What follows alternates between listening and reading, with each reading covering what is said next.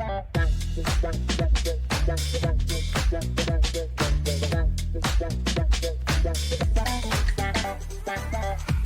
right. Chase Burnett, entrepreneur, owner of two businesses in which we're both part owners in. That's what they say. Yeah, it's great to have you on the second season of the Orange Slice podcast. It's about time, probably, huh? Yeah, my first podcast. Well, that's not true. Actually, I did a podcasting class in college. Oh. So I interviewed Jesse, actually. Really? Yeah. So. And was it kind of set up like this, or was it totally different? No, it was he and I in his room, and I had like my younger sister had a Barbie microphone with a speaker. I was getting scrappy. I was like, oh, I don't have like recording equipment. And then I was like a pink Barbie mic? Oh, yeah. And it was actually the best audio out of all the devices we had. Really? Yeah. We had 3 or 4 like backup. I was like, I need a backup on a backup. And shoot, that Barbie mic. I wish there was pictures of that we could see. Maybe we'll dig one up and add it to the. I think my sister still has it. So okay, I might bring it in the office. So we could use it for another podcast. I can picture this mic because I've definitely it's one of those things that you like when you're a kid. You're like, yeah, I'm a boy, but I'm gonna pick up this pink mic and sing into it because it's cool. Yeah, she used to do performances with it, and I was like, I need a recording. I need some kind of recording device. I'm like, I wonder if that would work. It actually worked really well. So that was at UAA. That was at UAA. Yeah, that was one of my classes through my journalism program. So that was my degree at UAA was journalism and public communications or strategic communications. Yep. And then, so yeah, I mean, we've told the story before, and I think people probably want to hear it. I mean, I've told it before. You've obviously, we both know the story of Orange Slice and how we started, but maybe you could talk a little bit about like sort of how you and I met and how that, everything kind of went down. Mm-hmm. Yeah. Well, I won't go back too far. Yeah. But I think the most relevant is probably starting in college.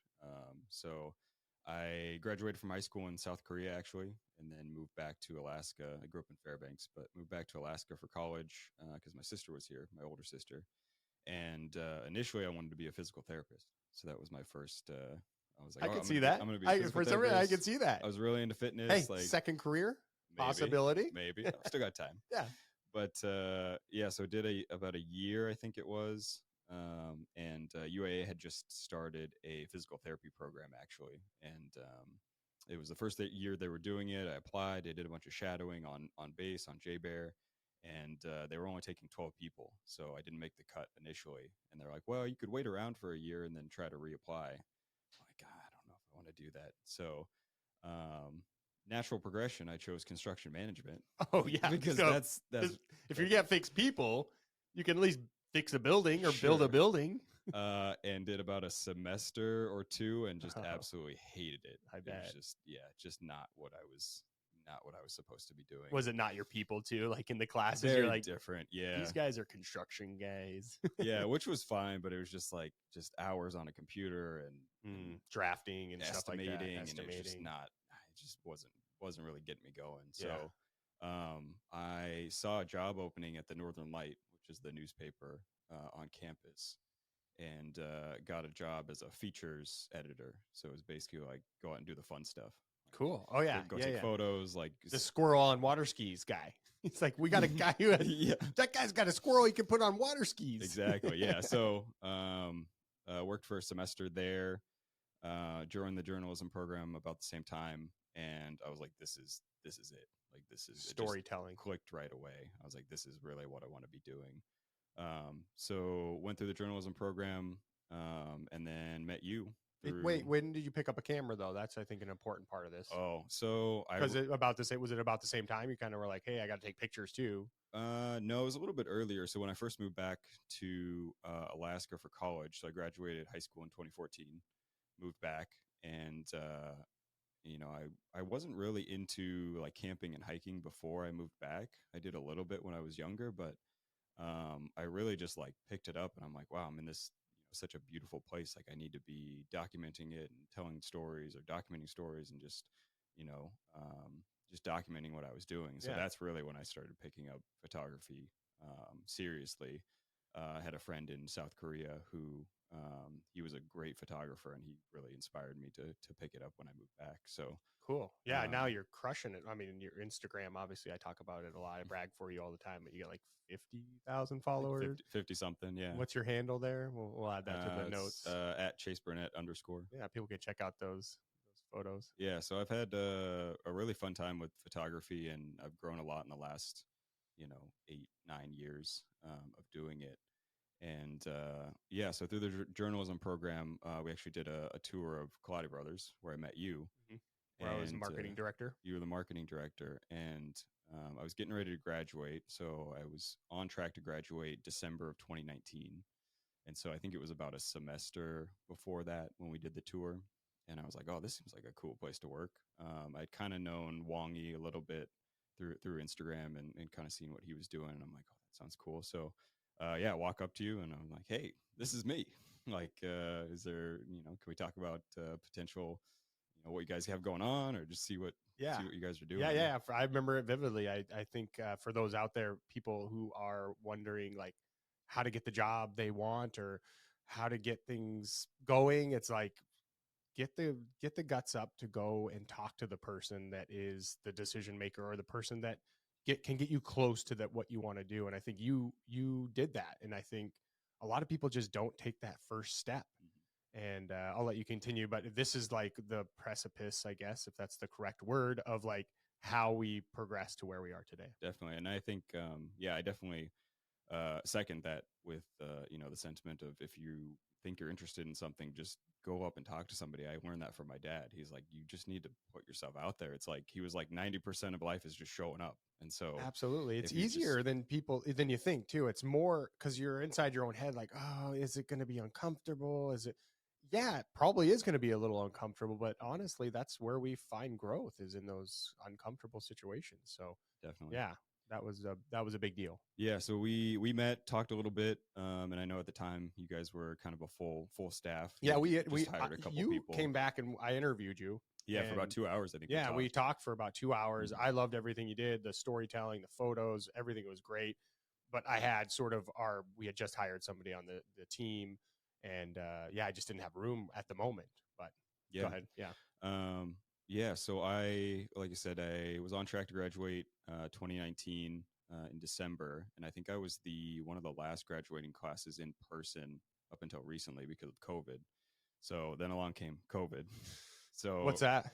I don't know. Never heard of I it. don't want to. I don't know what I'm talking about anymore. Yeah. So yeah, graduated in December of 2019, kind of like right into COVID, and I was applying to hundreds of Yeah, positions, like you literally literally hundreds of hundreds. positions. Yeah, I was all like, over the country, right? yeah, I was even looking out of state. I Yeah. was like, I did a few interviews up here, and I won't name names, but just it was very discouraging because it was like I'd go through an interview process. I'd be like, hey, I have this experience. I've got this degree. Yeah. Like, what Done the work. can we what does it look like? And they're like, well, we want to hire you, but COVID.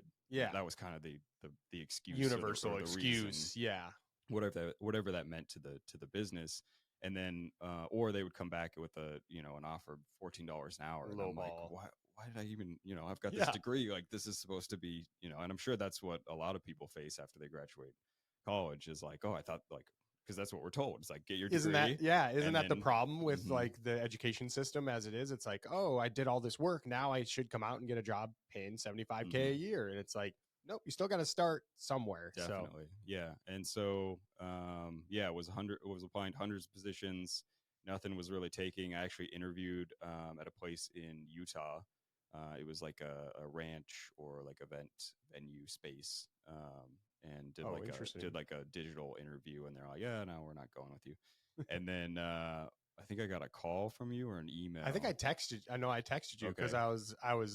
I remember like, oh, I just popped in my brain like, I'm going to start this business, I need a partner that's in it with me. And yeah, I was like, I wonder what Chase is doing. And Yeah, I I remember. had I'm like, I wonder if I still have my phone. And I did. Yeah, I remember you texting me and you're like, hey, did you find a job yet? And I'm like, nope. You're like, you want to talk about potentially doing something? I'm like, definitely. And I remember that vividly, meeting in On the at the park at the strip. park strip Yep. on like a very sunny, warm day. we were just sitting on the bench talking, and I was like, I have no idea what this is gonna like turn into. Neither did I. But I was like, this is like, there's an opportunity here, and I was like, there's no like nothing else is going on. So Yeah. I was like, I just need to, let's try it and see. Yeah. And see I was what like, I happens. can't afford to pay you. So you just want to come on and be a partner? And I was like, sure. I was like, that sounds great. But yeah, so that's kind of how how it started, and Yeah. then we've definitely grown a lot in the last 4 years or so. Yeah. That was 2020, 2020, June 8th, 9th. June 8th. Yeah. As we started the business officially. Yeah. And then I remember when we were first getting started, working out of your house, working out of Steam Dot, coffee shops, just anywhere we could do it. Midtown Mall. I remember sitting in there and Yep. but now we're in a beautiful office in Midtown Anchorage with 6 employees and a bunch of great clients. And I think it's a testament to you. You're so young, I think, and it's hard for young people, I think, to like see what it is like to get to this point, like what to do or how to handle. And I just think for listeners out there who are listening that are in this like 20 to 30-year-old potentially range and still trying to figure out what they want to do, what kind of advice, I guess, would you give them, on how to get sort of going with something that you really feel passionate about or some business you want to start? I think the biggest thing is just keep trying. I mean, during COVID, when I was trying to apply to places and nothing was working, I took that time to I learned Adobe Illustrator a little bit because I'm like, hey, let me like build up my skill set so that if this degree isn't like pushing me ahead to the top of the list, like maybe if my photography will help, these skills in graphic design, maybe that'll help. And so I was just like, what can I do to kind of try to set myself apart? And then with that, like we started, is just walk up and talk to people. Like if you think you can offer something to somebody, and everybody can, I think it's important to just walk up and be like, just introduce yourself. It's like, hey, this is me. Here's my skill set. This is what I'm interested in. Yep. And there's always opportunity that you'll find. That's great advice, because I think we've had young people come to us. I want to be in marketing, is what they say, or I want to be a marketer or whatever. And I'm like, all right, what is your skills in? Like, what do you want to do? And they're like, oh, I want to build websites and I want to do graphic design. And I'm like, all right, so you could do that without working for a marketing company. Like, that's what people should be doing who are interested in this industry, is actually getting those skills. Like, if you want to build a website, or if you want to be a website builder and say that's like a part of your skill set, go on to Squarespace and go build a website. Well, and I think that contributed to our success early on is that it was obviously a team effort, but I had done a lot of this. When we first started, it was a lot of content development, a lot of photos, a lot of website building, and I had done all those things on my own, either for my own website or through the newspaper at the school, or just through personal projects. And so I had that skill set of like, it didn't really, I didn't learn all those things in school. I didn't learn websites in school. I didn't learn photography in school. Those were just some things that I was interested in, and I took the time to learn. I used Squarespace. I'm like, oh, this is pretty simple. I can do this, and just building on it from there. And so, coming in with a skill set, or it's like, hey, I'm interested in doing this. It's like, well, have you taken some time to try to do that? Because there's all these opportunities, especially for digital marketing or graphic design or photography. It's like you can learn on YouTube. You can like refine your skill set before you even step into an interview or even talk to somebody about a job. Yes, you're truly a jack of all trades, I think, in my opinion.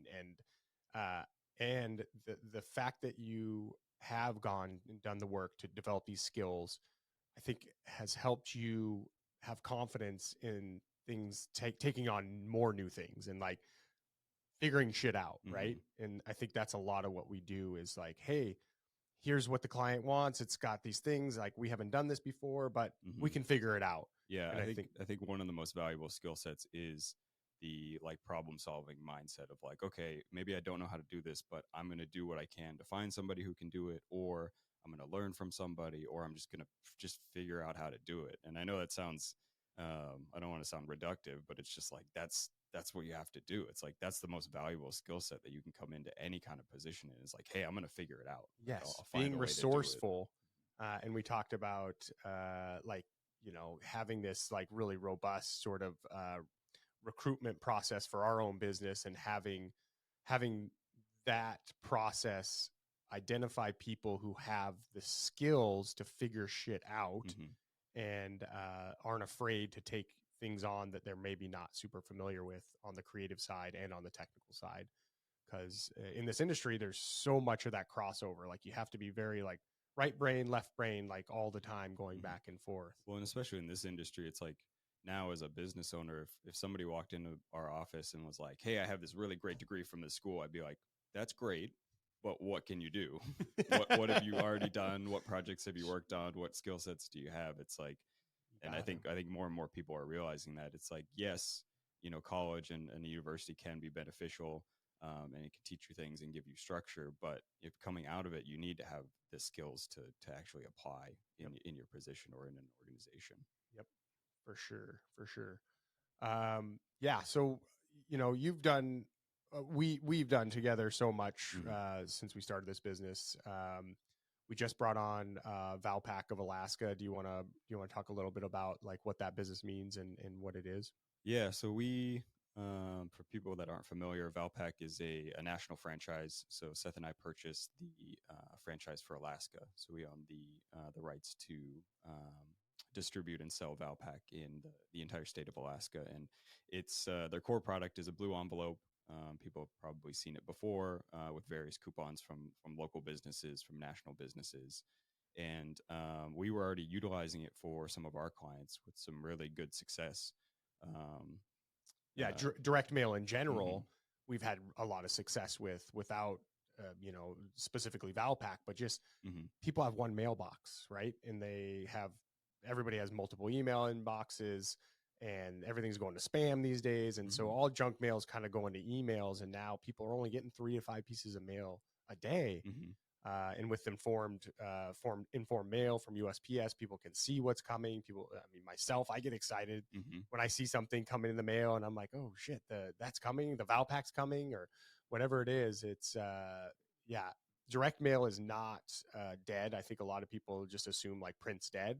I think it is one of the most powerful platforms that's underutilized these days. Well, and that was one of the contributing factors for me in being like, yeah, that we should move into that is, you know, I deleted Instagram recently, and I've been spending a lot less time on social media. And so now I'm not getting hit with ads. I'm not seeing, you know, a lot of the stuff that's going on in the community, which is a negative, but I think it's outweighed by the positive of, you know, the mental health and anxiety. Yeah. And not spending so much time. We had this conversation yesterday. Yeah. Scrolling and then seeing, you know, wars, you know, across seas, whether it's Ukraine or you're switching from Israel. Yeah. You're switching from like, okay, this is what's going on. This cool thing's happening in the community. And then the next post immediately is war and some very negative things. Then you get a funny video and a booty shaking video. Then it's just like, it's too much for our brains. Yeah. That's a hard thing to process all at once. And so, I'm really excited to have another avenue to communicate things to the public for businesses and organizations. That's not just, oh, here's another ad, here's another digital thing to look at. Yep. And like you said, people now don't get as many pieces of mail in their mailbox, and so it's special. Ideally, people would start to look at their mailbox as something that is useful and is exciting, that they're getting something that's of value to them in there. Yes. I don't know how much more I got here. I think we, you know, Jason and I spend a lot of time together, more so than probably anybody else in my life besides my wife. So yeah, we appreciate everybody listening. I think, you know, it's Christmas time, and we just want to wish everybody a Merry Christmas, Happy Holidays, Happy Hanukkah. Thanks for listening, everybody. Chase, thanks for coming on. Any last words for the audience? No, I'm just excited for the next 4 years of Orange Slice. Yeah, excited right. To see where it goes. Let's go. All right. Thanks, everybody. Thanks.